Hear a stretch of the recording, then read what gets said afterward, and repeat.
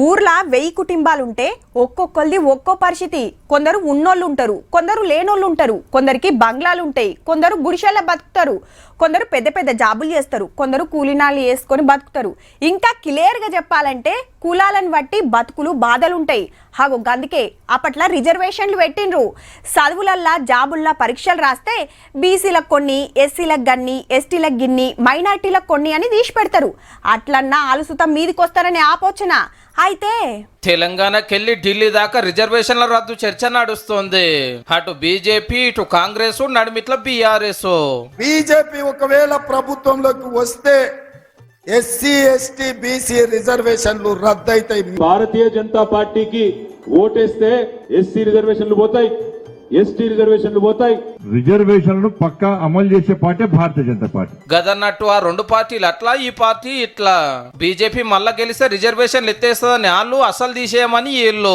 నిన్నటిదాకా బీఆర్ఎస్ కూడా సపోర్ట్ చేయకుంటే అగో మీరెందుకు మాట్లాడతలేరని రేవంత్ రెడ్డి సార్ అడుచుకునే వరకు ఇలా రామన్న ఎత్తుకున్నట్టున్నాడు. ముఖ్యమంత్రి సార్ 6-10 రోజుల కాంచెల్లి ఏడ మీటింగ్ పెట్టినా ఇదే మాట్లాడుతుండు. మరి దళితులు, గిరిజనులు, బీసీ, ఓబీసీల మీద సర్జికల్ స్ట్రైక్ చేస్తున్నారు. మాకు 400 సీట్లు ఇవ్వండి, ఈ దేశంలో రిజర్వేషన్లు రద్దు చేస్తామని బీజేపీ అంటుంది. దేశంలో రిజర్వేషన్లు ఉండొద్దని ఆర్ఎస్ఎస్ ఆలోచనను బీజేపీ అమలు చేయబోతుందని మళ్ళా చెప్తుంటే అంత జూటా అని ఆర్ఎస్ఎస్ పెద్ద మోహన్ భాగవత్ సార్ లైన్లోకి వచ్చిండు. ఆర్ఎస్ఎస్ పెద్దలు చాలా సందర్భాల్లో చెప్పిండ్రు రిజర్వేషన్లు రద్దు చేస్తామని. अभी एकदम असत्य बात है, गलत बात है. जब से आरक्षण आया है तब से संविधान सम्मत सारे आरक्षण को संघ पूर्ण समर्थन देता है. తెలంగాణ సీఎం ఇంతగానం మాట్లాడుతున్నా తెలంగాణ బీజేపీ లీడర్లకు కౌంటర్ ఇచ్చుడు వస్తలేదని బీజేపీ హైకమాండ్ గుస్సా మీద ఉండి సీదా అమిత్ షా సారే ఖండించుడు शुरू చేసిండు. एससी, एसटी और पिछड़ा वर्ग के आरक्षण को कुछ नहीं होने देगी, ये मोदी का गारंटी. ఇది ఇట్లా నడుస్తుండగానే ఒక ఫేక్ వీడియో సోషల్ మీడియాలో గిర్కలు కొడుతుంటే ఇది పక్కా కాంగ్రెస్ పనే అని ఢిల్లీ పోలీసులు కేసు పెట్టి హైదరాబాద్ వచ్చి సీఎం రేవంత్ రెడ్డి సార్ కు ఇంకో 3 సోషల్ మీడియా లీడర్లకు నోటీసులు ఇచ్చిర్రు రేపు ఎంక్వైరీకి రమ్మని. ఇంతకు వీడియోలు ఏమున్నదంటే ముస్లిం రిజర్వేషన్లను తీసేస్తామని అమిత్ షా సార్ చెప్తే ఎస్సీ, ఎస్టీ, బీసీ రిజర్వేషన్లు ఎత్తేస్తున్నామన్నట్టు మాటలు మార్చిండ్రు. 2 వీడియోలను పేద టీవీలు వేసి సారే చూపించిండు ఢిల్లీలో.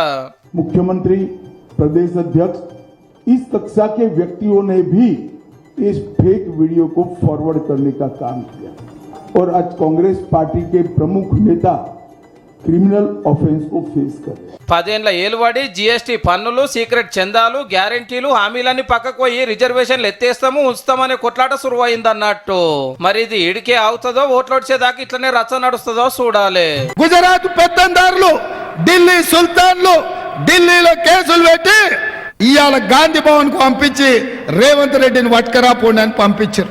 మీరు అండగా నిలబడితే అది ఢిల్లీ అయినా గుజరాత్ అయినా బండకేసి కొడతామా లేదా చూసుకుందాం బిడ్డ.